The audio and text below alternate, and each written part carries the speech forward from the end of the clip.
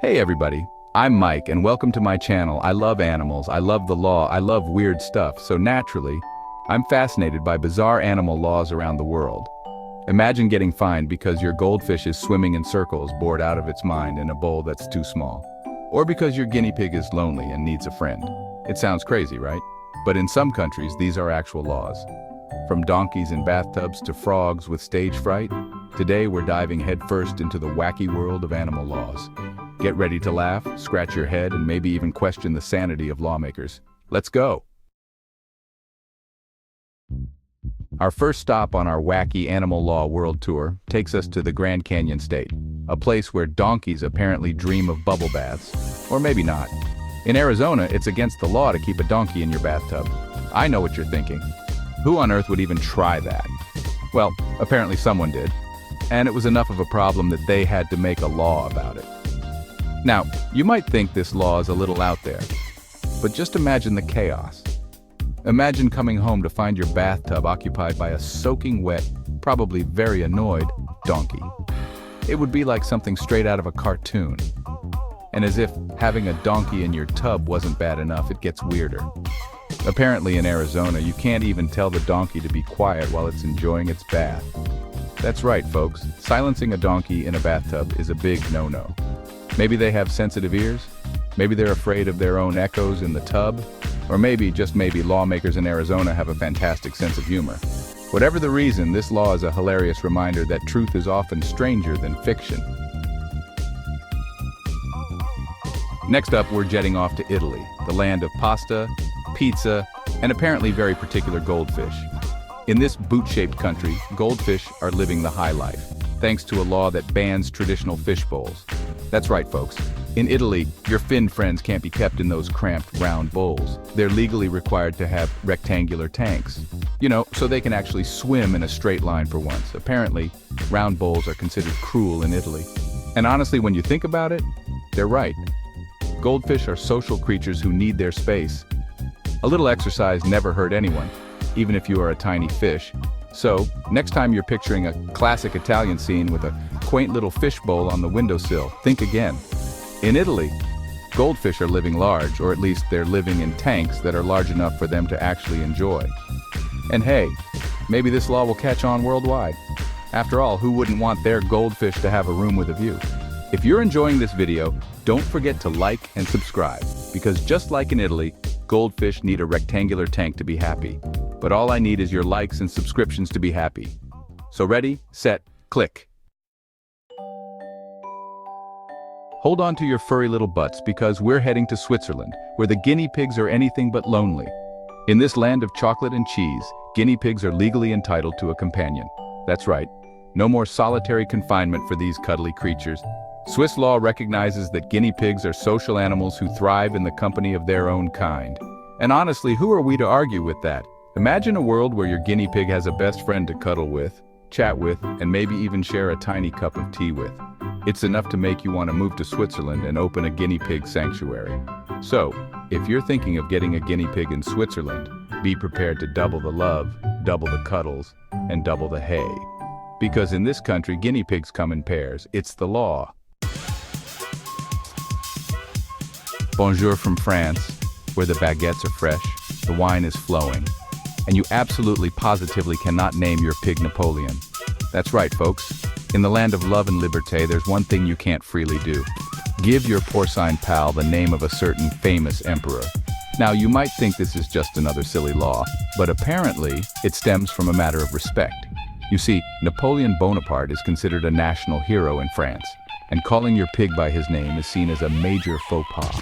It's like naming your goldfish General de Gaulle, or your hamster Marie Antoinette. It's just not done.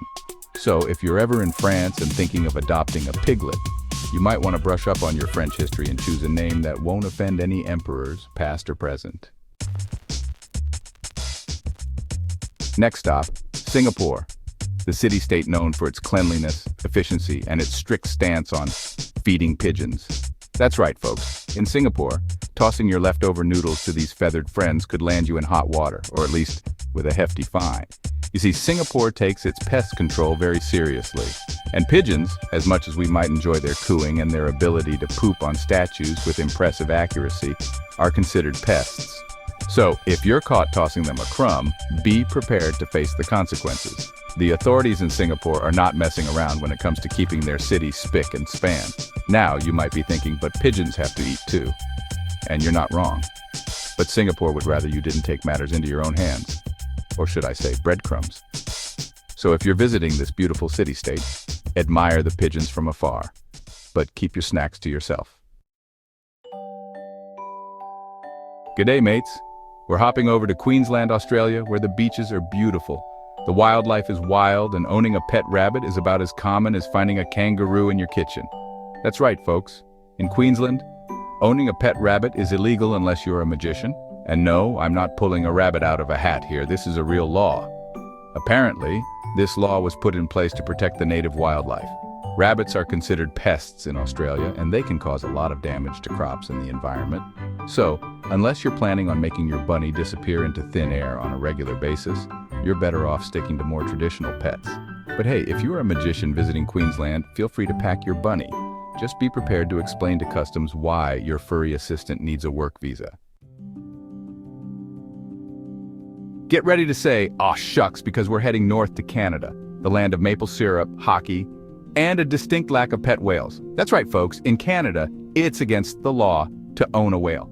So, if you were dreaming of building a backyard SeaWorld, you might want to reconsider. I know, it's a tough one to swallow. But before you start protesting with your Free Willy signs, let's think about it for a second. Whales are massive, intelligent creatures that need vast oceans to roam and thrive. Plus, can you imagine the logistics?